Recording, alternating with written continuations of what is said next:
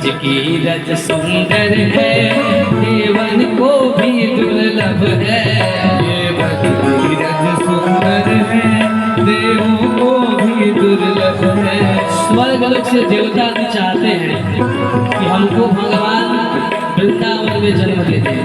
वृंदावन में कहीं अमृता कुंड बन जाए, कहीं पेड़ पौधा बन जाए, कहीं मिट्टी का कण ही बना दे, वृंदावन में कहीं पुष्प बना दे कि भगवान के चरणों में एक बार हम लोग सेवा करें। देवता लोग स्वर्ग से चाहते हैं कि वृंदावन का मिट्टी तक बन जाए, इतनी सुंदर है मिट्टी वहाँ की। ये ब्रज की रज सुंदर है, देवन को भी दुर्लभ है। ये ब्रज की रज सुंदर है, देवों को भी दुर्लभ है। जब आप वृंदावन में जाइए ना, वहाँ पे गोकुल में एक रमण यति आश्रम है, रमण यति आश्रम है। वहाँ पे जाकर के लोग मिट्टी का लेपन पूरे शरीर में करते हैं।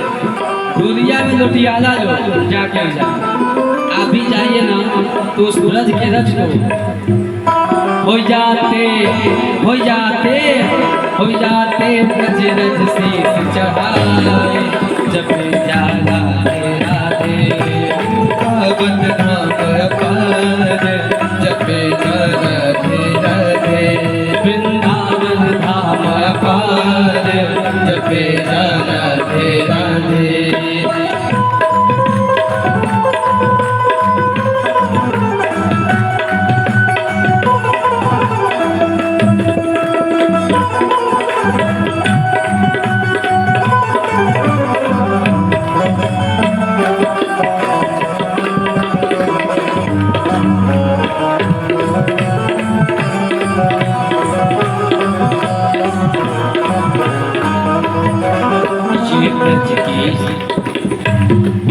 ये वृंदावन की लीला मत समझो गुड़ को टीला। ये वृंदावन की लीला मत समझो गुड़ की टीला। ये वृंदावन की लीला मत समझो गुड़ को टीला। ये वृंदावन की लीला मत समझो गुड़ को टीला। वृंदावन के लीला बड़े बड़े ऋषि महर्षि लोग भूल जाते हैं, इस लीला में समझ ही नहीं पाते हैं। बड़े बड़े ब्रह्मा जी जैसे महर्षि भी इस लीला में मोहित हो जाते हैं। आगे कथा में भी आएगी ये बात, मोहित हो जाते हैं कि ये कैसी लीला है, भगवान इतने सरल हो गए हैं यहाँ पे, ये वही भगवान है कि दूसरे भगवान हैं। ये वृंदावन की लीला मत समझो गुड़ को टीला। ये वृंदावन की लीला मत समझो गुड़ को टीला। हो जाते हो जाते हो जाते ऋषि मुनि गए हार, जपे जा राधे राधे वृंदावन धाम अपार, जपे जा राधे राधे वृंदावन धाम अपार, जपे जा राधे राधे वृंदावन धाम अपार, जपे जा राधे राधे वृंदावन धाम अपार, जपे जा राधे राधे। बोल वृंदावन धाम की जय। चुटकिला में बड़ी गायक सबके मन हो जाता लगता ना भगवान की बात सुन। एक संत जी को बुढ़िया मैया ने एक बार भोजन किया। एक संत महात्मा को एक वृद्धा माता थी, भोजन पे आमंत्रित किया कि हमारे यहाँ भोजन करने आइएगा। तो संत महात्मा भोजन करने के लिए पधारे। अब बुढ़िया माता ने 56 व्यंजन परोसा संत महात्मा को। केवल क्या नहीं परोसा, पापड़ छान के रखी थी कुछ दूरी पे। अब पीछे रख दी थी पापड़ छान के, अखा भोजन रोटी बेल रही थी। संत महात्मा को एक एक रोटी दे रही थी। संत महात्मा जब एक रोटी खाए, 2 रोटी खाए, तीसरी रोटी के समय उनका ध्यान पापड़ पे चला गया। अब तो संत महात्मा को निवाला चढ़ ही नहीं रहा था। क्या करे संत महात्मा, जब पास में करोड़ों की वस्तु है, वो वस्तु हमें कौड़ी के समान लगती है, और जो वस्तु दूर हमसे है वो वस्तु हमें हीरे के समान लगती है। हाँ, जो हमारे पास है वो कौड़ी के समान है, और जो हमारे पास नहीं है, जो दूर है, वो करोड़ों के समान है। ये मनुष्य का स्वभाव होता है। संत के थाली में नाना प्रकार के व्यंजन थे, लेकिन पापड़ कुछ दूरी पे रखा था।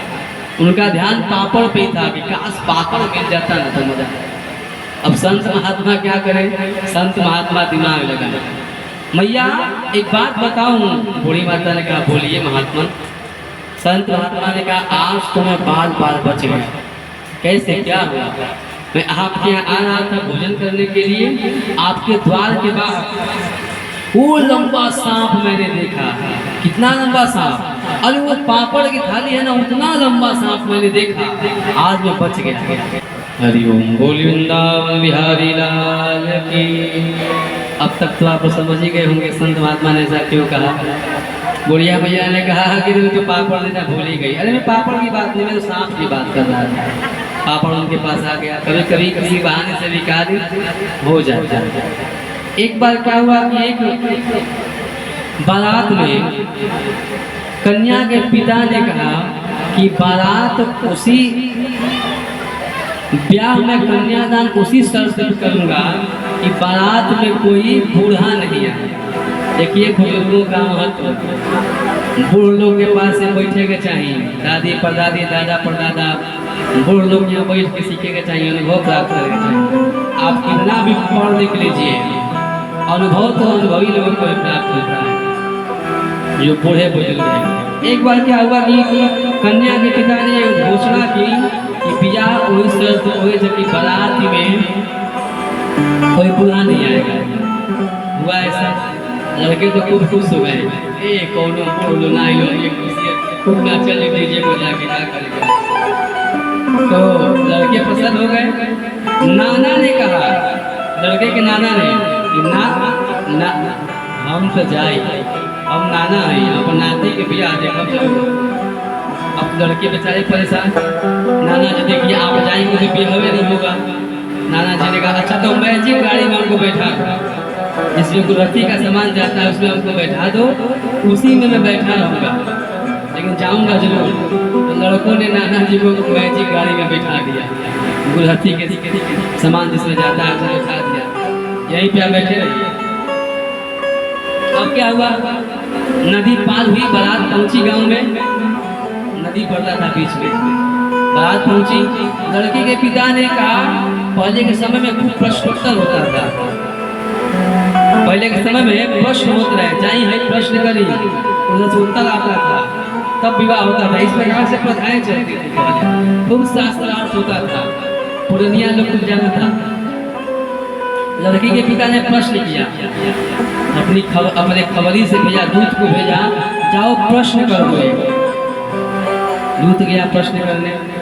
प्रश्न क्या था, बारातियों से दूत ने कहा कि जो ब्याह उसी शर्त पे होगी, लड़के के पिता उसी शर्त पे ब्याह करेंगे कि आप लोग जो नदी पार करके आए हैं उस नदी में जल के स्थान पर दूध बहा दीजिए, दूध बहा दीजिए।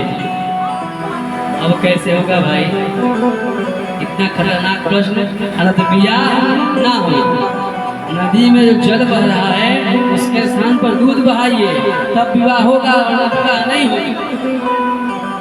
बोल दिया, प्रश्न कर दिया।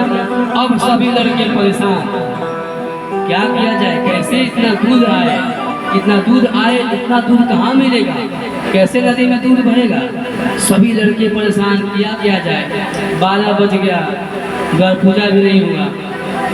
अब तो लड़कों ने कहा कि ब्याह तो होना है, दूल्हा बहन की लगात है उसे ना चलिए, चलो जाओ चले।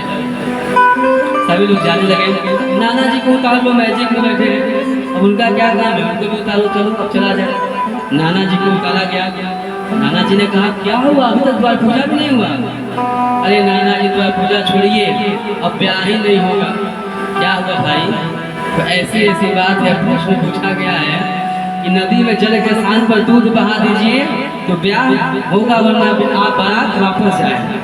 नाना जी ने कहा बस इतनी सी बात है, छोटी छोटी बातों पे भी क्या ब्याह बारात वापस जाती है, जाओ उनसे बोल दो। उनको उत्तर दिया कि हमने दूध की व्यवस्था कर ली है, आप नदी का पहले जल खाली करा दीजिए। जब जाके एक लड़के ने कहा कन्या के पिता से कि हम लोगों ने दूध की व्यवस्था कर ली है, आप नदी का जल खाली करवाइए। अब तो लड़की के पिता ने कहा जाओ जरा ध्यान से देख कर के आओ, वहाँ पक्का कोई एक बूढ़ा आदमी आया है। सारे लोग गए, नाना जी आए थे। ये बुजुर्गों का अनुभव होता है। लड़का लोग कतनों पढ़ लिख ले लोग, लेकिन अनुभव माता पिता दादा परदादा दादी के पास ही बैठ कर के मिलेगा। एक बार एक ट्रेन में कुछ लड़के चढ़े, इनसे लड़के उनसे लड़के, न जाने किन किन से लड़के चढ़े ट्रेन में। एक बूढ़ा आदमी बैठा था, माला सटका रहा था। वो लड़के चढ़े तो बैठे सीट पर, बोगी में कोई नहीं था, वहीं 10-12 लड़के, वो बूढ़ा आदमी, वो बेचारा माला पे जप कर रहा था बूढ़ा आदमी। और लड़के सोचे बैठे तो मन में आया कि बोर हो रहे हैं, क्या किया जाए, हम लोग बोर हो रहे हैं। मैं कहता हूँ कि संगत सत्संग की सरिता आपको मिली रहती तो सत्संग की सरिता में आप सराबोर रहते। सत्संग विहीन है तो आप बोर हो रहे हैं। भगवान की कथा आती तो भगवान का भजन आता तो आप सराबोर रहते सत्संग की सरिता में। नहीं है तो आप बोर ही तो होंगे। लड़के बोर हो रहे हैं, क्या किया जाए क्या किया जाए, तो चैन खींचा जाए, चैन पुलिंग किया जाए। एक लड़के ने कहा देख नहीं रहे वहाँ लिखा है 500 रुपया जुर्माना। तो दूसरे लड़के ने कहा तो क्या हो गया, चेकिंग आएगी तो हम लोग 500 रुपया दे सकते हैं, इतने लोग हैं, आनंद आएगा, खींचा जाए। अब हम लोग बटोरते हैं पैसा। सारे लड़कों ने कोई 50 कोई 20 कोई 100 ऐसे करके निकाला, 1600 रुपया हो गया। 3 बार खींचेंगे। तब तक बूढ़े आदमी ने कहा क्यों ऐसा करते हो, हमको अगले स्टेशन पे उतरना है, जल्दी है तो आप जाना है, बेटी का विवाह है। तो लड़कों ने हंसा, देखो देखो ये बूढ़ा गिरा रहा है, इसी पर लगा देंगे हम लोग, यही खींचा है चाहे, क्या कर पाएगा हमारा। अब तो बूढ़ा अरे क्यों बूढ़े आदमी को परेशान कर, देखो देखो गिरा रहा है, मजा आएगा, चैन खींचो। 1600 रुपया बटोराया और मीठ जो मालिक था उस लड़कों का जो मुखिया था उसके पॉकेट में रख दिया गया बूढ़े आदमी के सामने। अब तो चैन खींचा गया, मजिस्ट्रेट चेकिंग आई, बच्चों ने दौड़ कर इधर इस बूढ़े आदमी ने चैन खींचा है। अब तो मजिस्ट्रेट चेकिंग वाले खूब डांटे, बूढ़े हो समझ में नहीं आता है, हाँ चलो चलो जेल तुमको लेके चलते हैं। बूढ़े आदमी ने कहा आप तो पकड़े जाएंगे, बात तो कुछ भी बोलूँगा तो अब ये मानेंगे नहीं। बूढ़े आदमी ने कहा क्या करूँ सरकार, चैन खींचना पड़ा। क्यों, क्या हुआ, मजबूरी हो गया। कैसी मजबूरी होगी चैन खींचने के लिए। बूढ़े आदमी का सरकार हमारे पास 1600 रुपया इन बच्चों ने छीन लिया, देखिए इस मुखिया के पॉकेट में रखा है 1600 रुपया, इसीलिए मैं चैन खींच दिया कि पैसा मुझे मिल जाए। बूढ़े आदमी के सामने ही पैसा गिना गया था, रखा गया था। जो मजिस्ट्रेट चेकिंग लड़के के पॉकेट में हाथ डाला, निकाला 1600 रुपया निकला, बाबा को दिया। बूढ़े आदमी को तंग करते हो, सारे लोग जेल में चलो। सभी लड़कों को मजिस्ट्रेट चेकिंग ले गई और जब लड़के बाहर गए खिड़की से बाबा को देख रहे थे ऐसे तिरछी निगाह से। बाबा ने कहा ये बाल ऐसे ही थोड़ी पके, अनुभव से पके। इसीलिए बूढ़े बुजुर्गों के पास बैठा करिए, उनसे अनुभव लिया करिए। कितने भी चालाक हो जाएंगे, आपके उम्र में सारी चालाकियों को करके छोड़ गए हैं बूढ़े बुजुर्ग लोग, अब जाके शांत बने। बोली वृंदावन बिहारी लाल।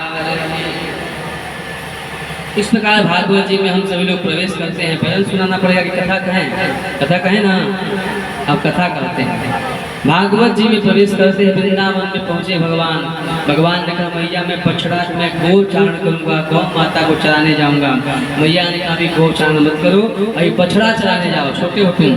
तो भगवान सही बात से नाव के साथ बछड़ा चराने के लिए गए तो अघासुर पेट मुख खोल करके बैठा था भगवान को घूंटने के लिए। अघासुर सर्प था, विशालकाय सर्प था। ग्वाल बाल में पहुंचे, आंख में चौनी का खेल आरंभ हुआ। भगवान ढूंढने के लिए पीछे मुड़े कि आप लोग छुपिए, आप लोग को ढूंढूंगा। तो ग्वाल बाल लोग अघासुर के मुख में प्रविष्ट हो गए, समझे कि कोई गुफा होगा पुराना, और मुख में प्रविष्ट हो गए। जो भगवान देखे तो ग्वाल बाल अघासुर के मुख में जा रहे थे। भगवान दौड़ते हुए गए, तब तक ग्वाल बाल लोग अंदर प्रवेश कर चुके थे। भगवान भी अंदर गए। अगासुर ने मुख बंद किया, सारे ग्वाल बाल मूर्छित हो गए, लेकिन भगवान को कौन मार सकता है। भगवान अगासुर के श्वास छिद्र पे बैठ गए, श्वास को अवरुद्ध कर दिया। अगासुर की मणि फट गई, श्वास रंध्री फट गई और उस छिद्र से भगवान ने ग्वाल बालों को बाहर निकाला। अगासुर के शरीर से ज्योति निकली, भगवान के चरणों में आ गई। अगासुर का भगवान ने उद्धार किया। भगवान ने जिसको जिसको मारा सबका उद्धार किया है। भगवान ने किसी को मारा नहीं। आगे ग्वाल बालों के साथ भगवान ने कहा भूख लगी है तो भोजन लीला होने लगी। भगवान एक हाथ पर दही भात रखे हैं, एक हाथ की उंगलियों में अचार की कलियों को फंसाए हैं और सबके साथ उसका जूठन उसका जूठन उसका जूठन खा रहे हैं। भगवान सबका जूठन पा रहे हैं भगवान। और ये दृश्य देखा ब्रह्मा जी ने, ब्रह्मा जी का माथा डोल गया। ये कैसा भगवान है, सबका जूठन पा रहा है, ये भगवान नहीं हो सकता। लेकिन अभी तो इसने अगासुर को मारा है इन्होंने, नहीं ये भगवान है। तब तक भगवान किसी का जूठन लेकर के खा लिया, ये भगवान नहीं है, ये जूठन पा रहे, सबका जूठा पा रहे हैं। ब्रह्मा जी की मति हिल गई। भगवान के नर लीला में सभी लोग मोहित हो जाते हैं। भगवान ऐसी लीला ही करते हैं। परफेक्ट एक्टर है भगवान, परफेक्ट हीरो है। ब्रह्मा जी परेशान हुए कि भगवान नहीं है, लोगों को परीक्षा भगवान आए और ग्वाल जो बछड़े गाय चल रही थी उनको ब्रह्मलोक में उठा करके ले गए। जब कुछ देर तक बछड़े नहीं दिखे, भगवान ने सोचा कि बछड़े कहाँ गए, रुको मैं देख कर आता हूँ। और भगवान हाथ पर भात और दही रखे हैं और ऐसे ही खाते हुए और दौड़ रहे हैं। ब्रह्मा जी ने कहा देखो देखो ये भगवान नहीं है, ऐसे कोई भोजन करता है, खा रहा है दौड़ रहा है, खा रहा है दौड़ रहा है, ये भगवान नहीं है। ब्रह्मा जी आए, भगवान उधर गए, ग्वाल बालों को भी भगवान ब्रह्मा जी उठा करके ब्रह्मलोक में ले गए। उधर बछड़े नहीं मिले, इधर ग्वाल बाल लोग नहीं मिले। भगवान कहें कि ये कौन कर दिया भाई, सबको कौन गायब कर दिया। भगवान नेत्र बंद किए, ध्यान किए, ब्रह्मा जी किए हैं। भगवान ने कहा इनको मजा सिखाता हूँ। और भगवान अपने रूप में एको हम बहुत श्याम, एक से भगवान अनेक हो गए। जितने बछड़े थे, जितने ग्वाल बाल थे, भगवान सभी का रूप धारण कर लिए। अब एक वर्ष तक भगवान ग्वाल बाल बने, वो बछड़े बने, यहाँ तक कि लाठी भी भगवान बन गए। यहाँ तक कि जो जैसे हंसता था भगवान वैसे हंसते थे। सारा कार्यक्रम एक वर्ष तक चला। ब्रह्मा जी एक वर्ष बाद आए, देखे कि ग्वाल बाल वो ब्रह्मलोक में, वो तो नीचे भी है, वृंदावन में भी है, और जो ग्वाल बाल वृंदावन में वो ब्रह्मलोक में भी है। ये तो साक्षात परम पिता परमेश्वर ही कर सकते हैं। ब्रह्मा जी आकर के भगवान के चरणों में माफी मांगे और ग्वाल बालों को छोड़े। भगवान ने ब्रह्मा जी को माफ नहीं किया। क्यों? क्योंकि भगवान को सबसे प्रिय होते हैं ब्रजवासी।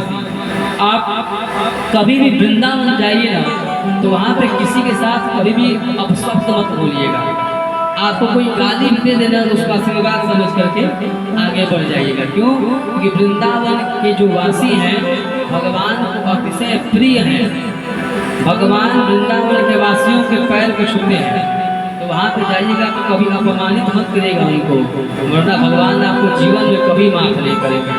ब्रह्मा जी तो भगवान ने माफ नहीं किया, लेकिन वही ब्रह्मा जी अगले जन्म में नाभा गोस्वामी बन करके आए और भक्तों की कथा को माला रूप में भक्तमान की कथा लिखे, भगवान को दिए, तो भगवान प्रसन्न हो गए, ब्रह्मा जी को माफ किया। इस प्रकार से भगवान ने ब्रह्मा जी के मुंह को भी तोड़ा। बोले वृंदावन बिहारी राज की। भगवान एक दिन जमुना घाट पर पहुंचे, वहां पे रहता था काली नाग। भगवान काली नाग जो था पूरे जमुना जल को विषाक्त कर दिया था। भगवान ने देखा ये पूरे जमुना जल को विषाक्त कर दिया है, और गौ माता यमुना जल का पान करती है तो गौ माता मूर्छित हो जाती है। तो भगवान ने क्या किया, काली नाग का मर्दन करने के लिए भगवान यमुना जी में खेलते खेलते गेंद को यमुना जी में फेंका और भगवान कूद गए यमुना जी में। और जो भगवान यमुना जी में कूदे, चारों तरफ हाहाकार मच गया। अबाल विद्यावनिता सर्वे पशुवित्तमः। निर्जमल गोकुलादीनः कृष्ण दर्शन लालसा। पूरे वृंदावनवासी दौड़ते हुए आए, बालक बूढ़े बुजुर्ग, यशोदा मैया नंद बाबा जमुना जी पर आई कि मेरा लाला आज काली अधर में कूद गया, वो तो बचेगा ही नहीं। भगवान तो यही चाहते थे, जमुना जी में प्रवेश किए और जो नाग पत्नियों ने भगवान के मुखारविंद का दर्शन किया, नाग पत्नियां तो भगवान के मुख पर लट्टू हो गई। अरे कितना सुंदर बालक है, यहाँ इतना दिव्य तेज है इसके मुख पे। आप चले जाओ, यहाँ चले जाओ, मेरे पति अभी सो रहे हैं, नाग देवता अगर जल जाएंगे तो तेरा आहार बना लेंगे, तो चला जा बालक यहाँ से, बहुत सुंदर है तू। भगवान कहें कि हम आपके पति देव के लिए ही आए। अब पति देव को बुलाइए। तब तक उस नाग ने, काली नाग ने सुन लिया, क्योंकि नाग के कान नहीं होते हैं, नाग अपनी आंखों से सुन लेता है, इसलिए नाग का नाम होता है चक्षुश्रवा। काली नाग ने कहा कौन मेरे देश में आया है? भगवान ने कहा तेरे देश में मैं आया हूँ कि तू मेरे देश में आया है। काली नाग ने देखा कि ये छोटा सा बालक, काली नाग ने तुरंत भगवान को अपने पासों में जकड़ लिया। भगवान ने भी देरी नहीं किया और भगवान काली नाग के फनों पे चढ़ गए और काली नाग जिस फन से भगवान को डसता, भगवान उसी फन को कुचल देते और काली नाग के 100 फनों को भगवान ने रक्त रंजित कर दिया, लहूलुहान कर दिया। और तो काली नाग के मुख से निकला रक्त, तो काली नाग हुआ अनुरक्त और भगवान का हुआ भक्त। नाग पत्नियों ने कहा प्रभु अब आप उतर जाइए, वरना एक ठुमका और मार देंगे ना हमारे पति देव पर हारी जाएगा। उतर जाइए प्रभु आप नीचे। अब भगवान जैसे उतरने लगे, काली नाग और चल गया। भगवान ने फिर नृत्य किया। अब की बार नाग पत्नियों ने कहा प्रभु आपने काली नाग पर कितनी कृपा कर दी मेरे पति के ऊपर। भगवान ने कहा कृपा कर दी, सारे फनों को फोड़ करके खून बहवा दिया, रक्त रंजित कर दिया, कैसी कृपा कर दी? तो नाग पत्नियों ने कहा प्रभु आपने कृपा ही तो की। न्यायो हि दंडः कृतकिल विशेषमिं तवावतारः फलनिग्रहाय। भगवान आप दंड देकर भी न्याय करते हैं। कचहरी में, कोर्ट में जज साहब किसी अपराधी को दंड देते हैं तो उसमें न्याय छिपा रहता है कि अपराधी को दंड मिलेगा तो सुधरेगा। उसी प्रकार इस अपराधी को आपने दंड दिया है, सारे फनों को रक्त रंजित किया है, तो आपने इसमें आपकी कृपा ही है। कैसे कृपा है? नाग पत्नियों ने कहा प्रभु क्या आपने अपने चरणों को शिव जी के ऊपर रखा है? तो नहीं, शिव जी ने इतना नाम लिया आपका तो केवल चरणोदक दिया। हमारे स्वामी के तो फलों पे आपने दोनों चरणों को रख दिया। कितनी कृपा की प्रभु। राजा बलि ने सर्वस्व आपको दान किया, तब एक चरण दिया उनके शीश पे केवल। आज हमारे नाग देवता ने कुछ नहीं किया, आपने दोनों चरणों को धरा दिया। कितनी कृपा की प्रभु आपने। भगवान के चरण कैसे हैं? ध्येयं सदा परिभवग्नम विष्णुदोहं तीर्थास्पदं शिवविरिञ्चिनुतं शरण्यं विद्यार्थिहं प्रतपालभवाभिभूतं वन्दे महापुरुषते चरणारविन्दम्। भगवान के चरण कैसे हैं? सदा ध्यान करने के योग्य। ध्येयं सदा परिभवग्नम विष्णुदोहं, सदा इनका ध्यान करिए। ध्यान करने से होगा क्या? विद्यार्थिहं। ध्यान कौन करता है? तो ध्यान करता है शिव विरंची, शिव जी इन चरणों का ध्यान करते हैं। ध्यान करने से होगा क्या? आपके विद्यार्थिहं, आपके पीड़ा का हरण करेंगे भगवान। जब भगवान के चरणों का ध्यान करेंगे तो आपकी पीड़ा का हरण करेंगे भगवान। और क्या करेंगे? भवाभिभूतम, इस भव सागर से निकलने के लिए भगवान के चरण पोत यानी जहाज है। भगवान के चरण इस भवसागर से निकलने के लिए जहाज है, उस पर बिठा करके भगवान आपको बाहर निकालेंगे। तो ये भगवान के चरणों की महिमा है, खूब गाया चरणों की महिमा को नागपत्नियों ने। आइए हम भी लोग भगवान के चरणों की महिमा को गाते हैं और कहते हैं कि हे प्रभु मुझे चरणों से लगा ले मेरे श्याम मुरली वाले, मुझे चरणों से लगा ले मेरे श्याम मुरली वाले। मेरी सांस सांस पे तेरा, मेरी सांस सांस पे तेरा है नाम मुरली वाले, मुझे चरणों से लगा ले मेरे श्याम मुरली वाले, मुझे चरणों से लगा ले मेरे श्याम मुरली वाले।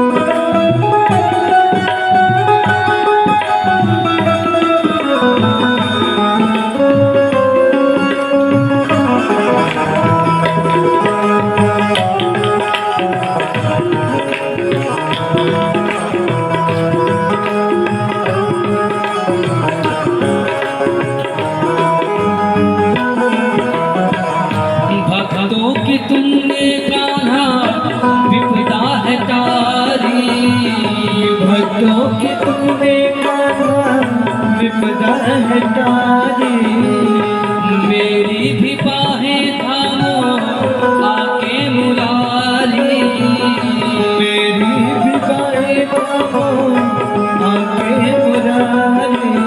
बिगड़ी बनाए तुमने, बिगड़ी बनाए तुमने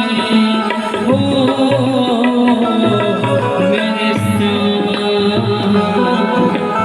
बिगड़ी बनाए तुमने हर काम मुरली वाले, मुझे चरणों से लगाए मेरे श्याम मुरली वाले, मुझे चरणों से लगाए। सभी लोग गाइए साथ में, श्याम मुरली वाले, मुझे चरणों से लगाए मेरे श्याम मुरली वाले, मुझे चरणों से लगा ले मेरे श्याम मुरली।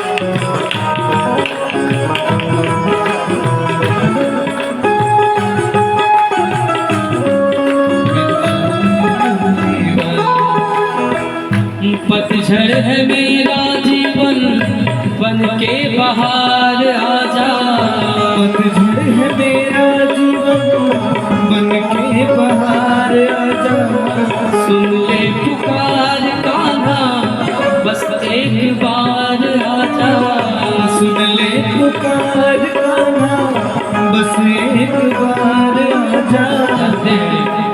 कलयुग में ना ज्ञान से भगवान मिलेंगे कि नहीं कोई ये कह नहीं सकता है।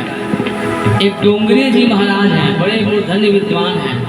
वो कहा करते थे कि भगवान को पाने का सबसे सरल तरीका है, अगर आपके अंदर अनुराग है, राग है तब तो दिव्य है, अनुराग भी है।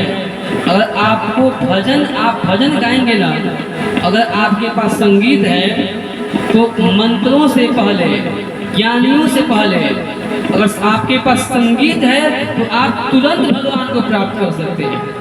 आप कुछ राग लगा करके गाइए प्रेम से, देखिए भगवान से कनेक्शन तुरंत आपका हो जाएगा, रोम रोम खड़ा हो जाएगा, रोम रोम पुलकित हो जाएगा, आंखों से झरझर झरझर आंसू बहने लगेंगे। प्रेमानंद जी केवल नाम कीर्तन करने को कह रहे हैं। हमें बताऊं, जब मैं आज से 2 साल पहले तक खूब पूजा पाठ किया करता था, खूब ये जब वो जब ये पूजा वो पूजा, आज केवल और केवल बोलना नहीं चाहिए, केवल और केवल नाम जप, केवल भगवान को भजन सुनाता हूँ। बुआ जी मेरे देखती सुबह शाम केवल भजन सुनाता हूँ भगवान को। सब मंत्र भुला भी गए, कोनो मंत्र नहीं याद हमारा, पूजा पाठ के मंत्र याद, पूजा पाठ खाली भूला बस। केवल और केवल लड्डू गोपाल को भजन सुनाता हूँ। अब भजन से लगता है ना कि तुरंत उनसे संबंध बन गया मेरा, तुरंत उनका दर्शन होने लगा। वो मंत्रों से नहीं हो पाता है, उससे भी होता होगा, लेकिन अगर भजन गाएंगे ना, भगवान को सुनाएंगे, तुरंत आपका भगवान से कनेक्शन फिट हो जाएगा, अब भगवान की कृपा तुरंत हो जाएगा। पतझड़ है मेरा जीवन बन के बाहर आजा, पतझड़ है मेरा जीवन बन के बाहर आजा, सुन ले पुकार काबा बस एक बार आजा, सुन ले पुकार काबा बस एक बार आजा, बेचैन मन के तुम हो मेरे श्याम, बेचैन मन के तुम हो, बेचैन मन के तुम हो, आजाम मुरली वाले मुझे चरणों से लगाए, श्याम मुरली वाले चरणों से लगा ले, श्याम मुरली वाले।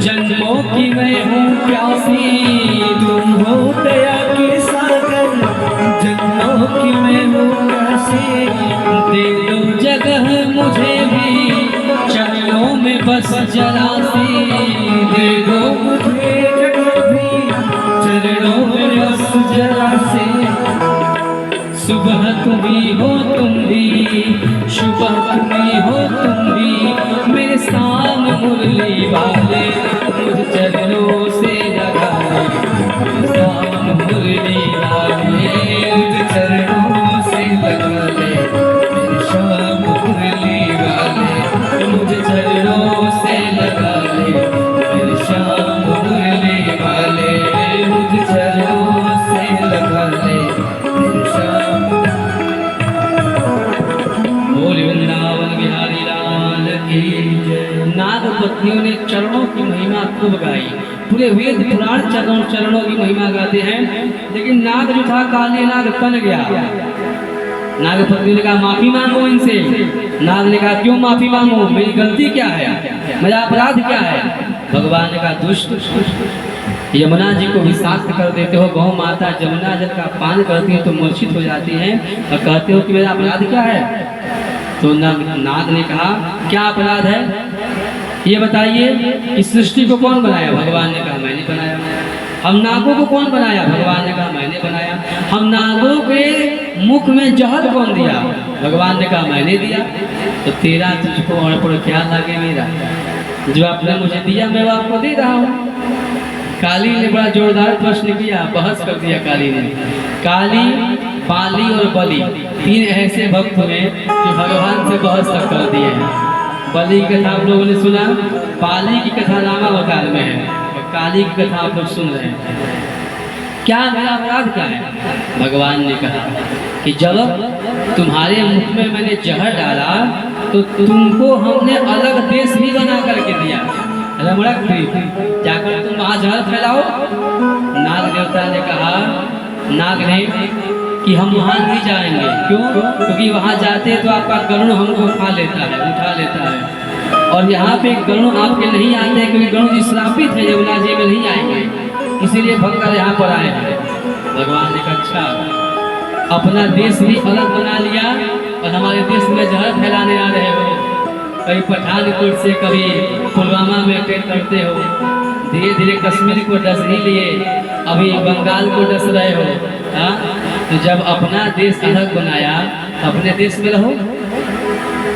तुम्हारा ये स्वभाव है ना कि तुम जब अल्पसंख्यक होते हो तो बिल में रहते हो, और जब बहुसंख्यक होते हो एक बार में नागिन दर्जनों बच्चों को पैदा करती है, और तुम जल्दी बहुसंख्यक हो जाते हो। उसके बाद कहीं पठानकोट में डसते हो, कभी जा करके अभी डसे हो कहाँ पे, कश्मीर में। तुम डसते रहते हो तो अपना स्वभाव नहीं छोड़ोगे। तो देखो, तुम हो भोगी, नाथ का नाम होता है भोगी, हम हैं जोगी। तुम भोगी हो तो योगी हैं। तुम्हारे जैसे नागों को नाथना हमें आता है, इसीलिए हम गोरखनाथ कहलाते हैं, क्योंकि हम गौ माता की रक्षा करते हैं। गोरक्षनाथ, हम गोरखनाथ हैं। तुम भोगी तो हम जोगी हैं। अगर तुमको जहर फैलाना है, जाओ अपने देश में जहर फैलाओ। हमारे देश में को जहर फैलाते हो।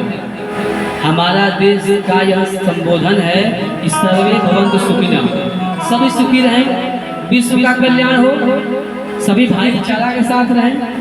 लेकिन तुम्हारा क्या वक्तव्य है? तुम तो भाई को ही चारा बना जाते हो। तुमको क्या मतलब है भाईचारा से? भगो अपने देश में। तो कहा नाग देवता ने कि क्या करूं, आपके गरुड़ जी उठा ले जाते हैं। तो भगवान ने कहा अब आपको गरुड़ जी नहीं उठाएंगे। क्यों? क्योंकि नाच नाच कर आपके मस्तक पर हमने ऊर्ध्वपुंड लगा दिया है, हमने चिन्ह लगा दिया। नागों पे देखते हैं चिन्ह रहता है ऐसे, भगवान के चरणों का चिन्ह है वो। अब आपको गरुड़ जी नहीं खाएंगे। हमारे गरुड़ उसी को खाते हैं जो आस्तीन का साथ होता है, जो रहेगा भी हमारे देश में, खाएगा भी हमारे देश का। और जब देश क्रिकेट में हारेगा, जंग में हारेगा, तो पटाखे भी फोड़ेगा हमारे देश का।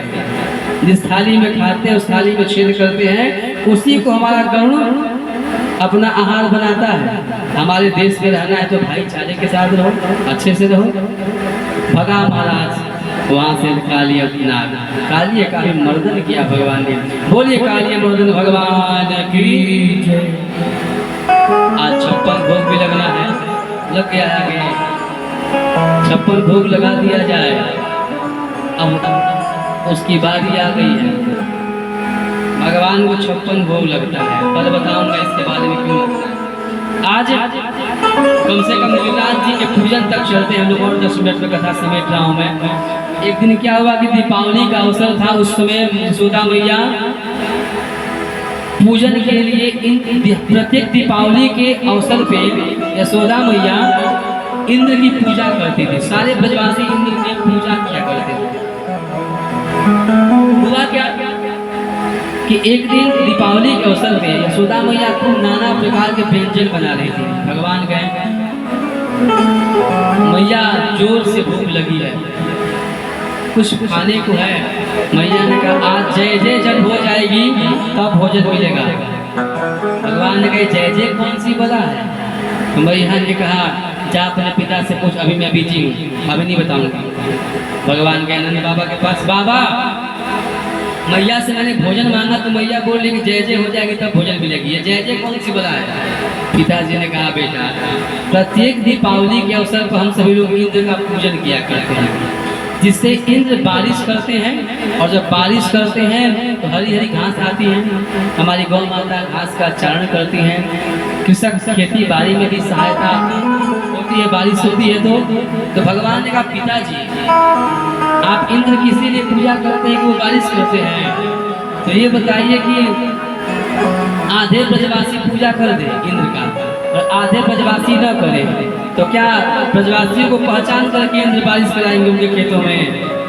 पिताजी ने कहा लाला तू वह तो बड़ा छोटा, बड़ा दिव्य प्रश्न तो करता है, गुड़ बातें करता है, कहाँ से सीखा है? भगवान ने कहा पिताजी ये बारिश कराने वाला इंद्र कौन होता है? हम सुख दुख अपने कर्मों के अनुसार पाते हैं। कर्मणाजायते जंतुः कर्मणैव विलीयते, सुखम दुखम भयं क्षेमं कर्मणैवाभिपद्यते। हम सुख दुख अपने कर्म से ही पाते हैं। पिताजी ये इंद्र कौन है? इंद्रम किम करिष्यति, इंद्र कहाँ से आ गया सुख दुख देने वाला? तो नंद बाबा ने कहा तू बता क्या करे हम?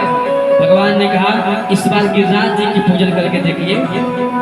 जिस गिरिराज जी गोवर्धन पर्वत के तलहटी में हमारी गौ माता हरी हरी घास पाती हैं, जो गोवर्धन महाराज हमको ठंडी वायु से गर्म वायु से बचाते हैं, वो गिरिराज जी का पूजन करके आप देखिए। और पिताजी एक बात बताऊं, आज तक इंद्र की पूजन किए हैं ना, आज तक इंद्र आपको दर्शन देने नहीं आए हैं।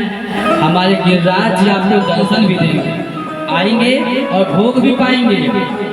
अच्छा ये बात है, तब तो इस बार गिरिराज जी का पूजन होगा और पूरे ब्रज में दुहाई लगा दी नाई को बुला करके। इस बार दीपावली का पूजन गिरिराज जी का होगा। सारे ब्रजवासी अपने अपने घर से पकवान मिष्ठान बना कर ले गए। गिरिराज जी के तलहटी में पहुंचे, भगवान से कहे क्या किया जाए बता, पूजन का विधि क्या है? भगवान ने कहा बाबा पहले गिरिराज जी को स्नान कराइए। अब 7 कोस के गिरिराज जी 1000 कलश उड़ेल दिया गया जल का कलश, और गिरिराज जी की मूछ भी गिरी ना भाई। 7 कोस के गिरिराज जी कैसे नहाएंगे? लाला जी कैसे नहाएंगे? 21 किलोमीटर में है। भगवान ने कहा रुकिए, सभी लोग नेत्र बंद करिए। सभी लोगों ने नेत्र बंद किया तो भगवान ने गिरिराज जी की तलहटी में मानसी गंगा को उत्पन्न कर दिया। बोले मानसी गंगा मैया की। आज भी गिरिराज जी की तलहटी में मानसी गंगा मैया है, विराजमान है। नहवाइए मानसी गंगा मैया से, स्नान हुआ। अब क्या हो? तो भगवान ने कहा गंधाक्षत पुष्प से पूजन कर दीजिए। पूजन हुआ, अब क्या करें लाला बता? भगवान ने कहा कि अब एक काम करिए, 7 कोस के गिरिराज जी हैं, इनकी परिक्रमा करिए और गिरिराज जी की परिक्रमा प्रदक्षिणा करिए। कैसे? 7 कोस के गिरिराज जी के आजू पूरे 21 किलोमीटर में परिक्रमा करिए। भगवान ने कहा लो महाराज कैसे परिक्रमा होगी? तो भगवान ने कहा चलिए 1 दिन 2 दिन लगेगा, परिक्रमा किया जाए। परिक्रमा करने के लिए लोग पहुंचे। श्री प्रवीण ओझा जी उनकी धर्मपत्नी उनकी पुत्री ने भगवान को 56 भोग लगाया है। भगवान आज की रात जो उठाएंगे तो 7 दिन तक भूखे रहेंगे। 7 दिन तक इंद्र बारिश करेंगे न कल, और 7 दिन तक भूखे रहेंगे कि रात जो उठाएंगे तो भगवान। और मैया समझ लीजिए 56 भोग क्यों भगवान को लगता है। ये वृंदावन के एक संत थे, वो बता रहे थे, हमने सुना था। मैया भगवान को एक दिन में 8 बार भोजन कराती थी। यशोदा मैया भगवान को एक दिन में 8 बार भोजन करा देती, 8 बार। और 7 दिन तक भगवान गिरिराज जी को उठाए रखें। 7 दिन तक कुछ नहीं पाया भगवान ने, तो 8वें दिन मैया ने 7 दिन के संति लेके हाली 8 सते 56 प्रकार के व्यंजन मैया परोसनी भगवान खाते। इसीलिए 56 भोग भगवान को लगता है। गिरिराज जी की परिक्रमा होने लगी। आइए हम सभी लोग गिरिराज जी की परिक्रमा करते हैं मानसिक रूप से। अपने अपने स्थान पे खड़े हो जाएंगे, घुटना दुखा के खड़े हो जाएंगे, परिक्रमा करेंगे। उसके बाद कैसे परिक्रमा करेंगे? ताली बजा करके, नाच करके, नृत्य करके गिरिराज जी की परिक्रमा करेंगे। और मैं एक बात बताऊं, आप जब भी वृंदावन जाइए तो गिरिराज जी की परिक्रमा करके ही आइए, चाहे वो पैदल चाहे वो गाड़ी से, कैसे भी जाकर के परिक्रमा जरूर करिएगा। ताली बजाते हुए, नृत्य करते हुए, नाचते हुए, गाते हुए गिरिराज जी की परिक्रमा कर लीजिए और कल भगवान गिरिराज जी को उठाएंगे। ओ मेरे गोवर्धन महाराज महाराज, हरे माथे मुकुट विराज रहे। मेरे गोवर्धन महाराज महाराज, हरे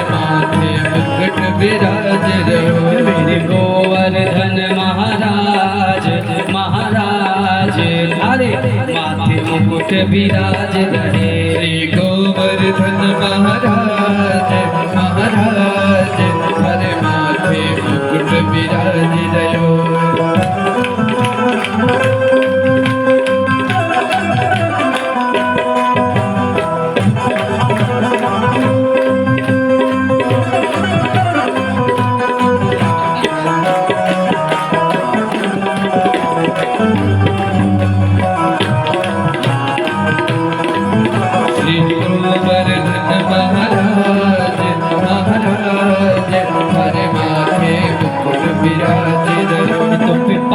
चढ़े तो पे फूल चढ़े तो पे पान चढ़े तो पे फूल चढ़े तो पे पान चढ़े तो पे फूल चढ़े पान चढ़े तो पे फूल चढ़े तो पे चढ़े तो पे चढ़े तो पे चढ़े दूध की धार धार।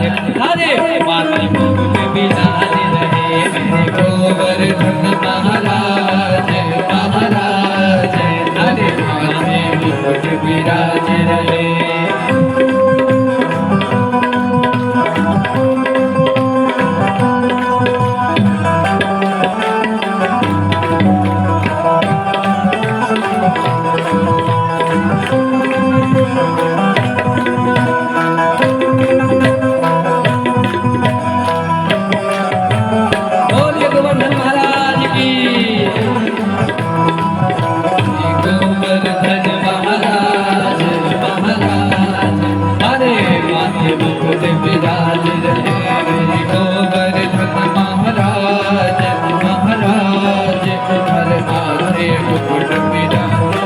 तेरे कानन कुंडल साज रहे तेरे कानन कुंडल साज रहे तेरे कानन कुंडल साज रहे तेरे कानन कुंडल साज रहे। थोड़ी पे थोड़ी पे थोड़ी पे हीरा लाल लाल। अरे माथे मुकुट विराज रहे गोवर्धन महाराज महाराज हरे माथे मुकुट विराज। और तेरे साथ कोस की परिक्रमा तेरे साथ कोस की परिक्रमा तेरे साथ कोस की परिक्रमा तेरे साथ कोस की परिक्रमा। और चकले और चकले और चकले स्वर विश्राम विश्राम। हरे माथे मुकुट विराज रहे श्री गोवर्धन महाराज महाराज हरे माथे मुकुट विराज रहे मेरे गोवर्धन महाराज महाराज हरे माथे मुकुट विराज रहे मेरे गोवर्धन महाराज महाराज हरे माथे। बोलिए गिरिराज महाराज की। आज लाला को बधैया भी देना है ना, साथ में एक बार बधैया के साथ आरती की जाएगी।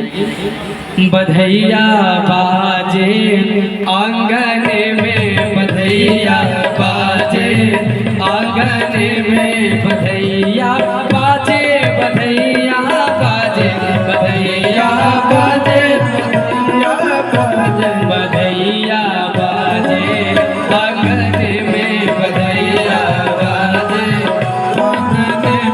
बधैया बाजे आंगन में बधैया बाजे आंगन में।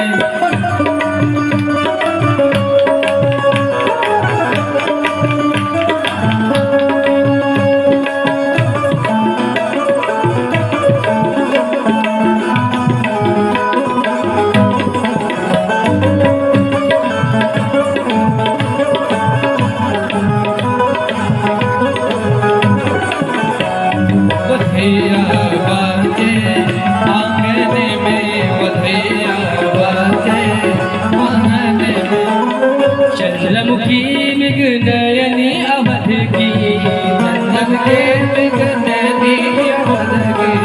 चंद्रमुखी मृग नयनी अवध की मृग नयनी अवध की दौलत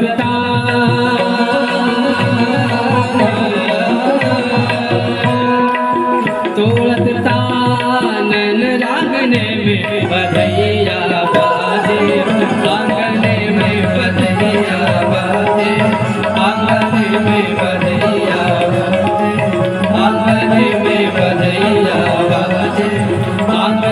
में बधैया बाजे बधैया बाजे बधैया बाजे बधैया बधैया बाजे आंगन में बधैया बाजे आंगन में बधैया बाजे आंगन में बधैया बाजे आंगन में।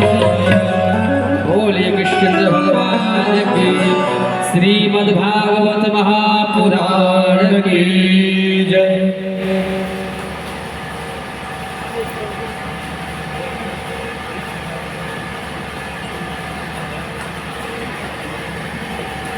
मीठी मीठी तालियों के साथ भगवान की आरती करेंगे। सभी लोग साथ में बड़े प्रेम से भगवान की दिव्य आरती का आनंद लेंगे। ओम बाके बिहारी तेरी आरती गाऊं बाके बिहारी तेरी आरती गाऊं श्याम सुंदर तेरी आरती गाऊं श्याम सुंदर तेरी आरती गाऊं आरती गाऊं प्यारे आपको रिझाऊं आरती गाऊं प्यारे आपको रिझाऊं आरती गाऊं प्यारे आपको रिझाऊं आरती गाऊं प्यारे आपको रिझाऊं बाके बिहारी तेरी आरती गाऊं बाके बिहारी ज्योत से ज्योत जगाते चलो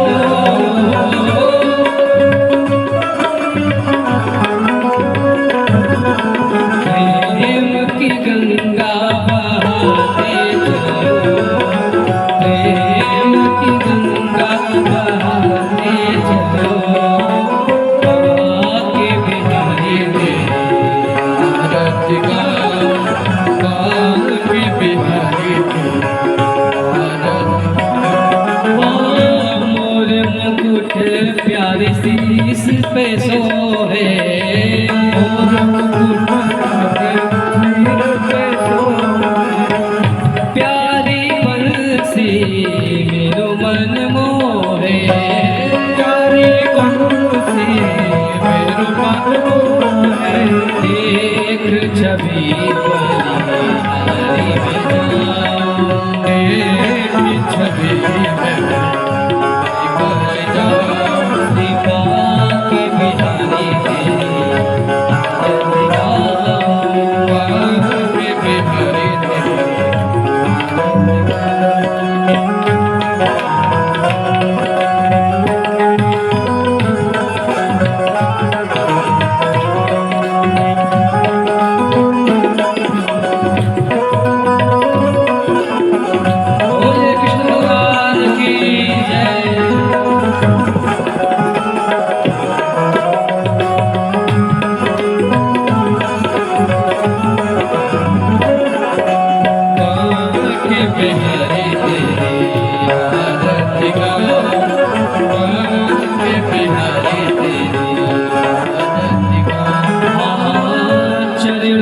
निकली गंगा प्यारी चरणों से निकली है गंगा प्यारी जिसने सारी दुनिया तारी जिसने सारी दुनिया तारी मैं उन चरणों के दर्शन पाऊं मैं उन चरणों श्याम सुंदर तेरी आरती गाऊं श्याम सुंदर तेरी आरती गाऊं दास अनाथ के नाथ आप हो दास अनाथ के नाथ आप हो दुख सुख जीवन प्यारे साथ आप हो दुख सुख जीवन प्यारे साथ आप हो हरि चरणों में शीश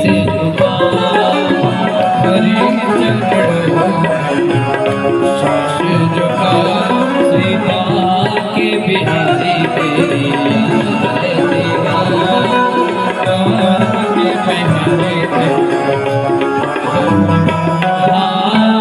श्री हरिदास के प्यारे तुम हो, श्री हरिदास के प्यारे तुम हो, मेरे मोहन जीवन धन हो, मेरे मोहन जीवन धन हो, एक जुगल बलि बलि जाओ, एक छवि बलि बलि जाओ, सेवा के बिहारी तेरी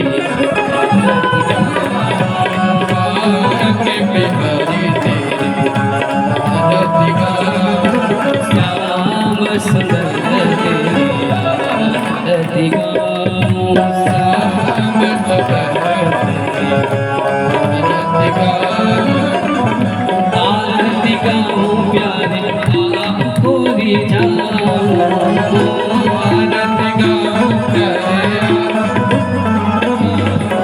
श्याम सुंदर तेरी आरती गाओ, श्याम सुंदर तेरी आरती गाओ, विवा के बिहारी तेरी आरती गाओ, विवा के बिहारी तेरी। बोल वृंदावन बिहारी लाल की, श्रीमद् भागवत महापुराण की।